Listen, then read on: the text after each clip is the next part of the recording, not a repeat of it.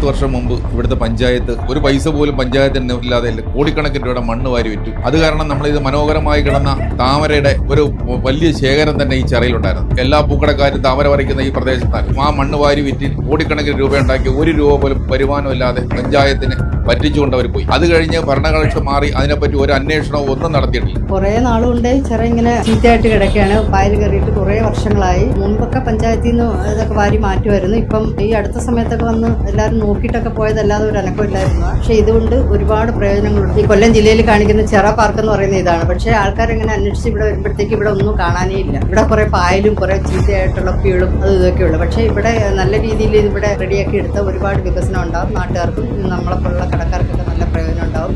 ആദിശനല്ലൂർ ചിറ എന്ന് പറയുന്ന ആദിശനല്ലൂർ പഞ്ചായത്തിലെ ഏറ്റവും വലിയ ശുദ്ധജല സ്രോതസ്സാണ്.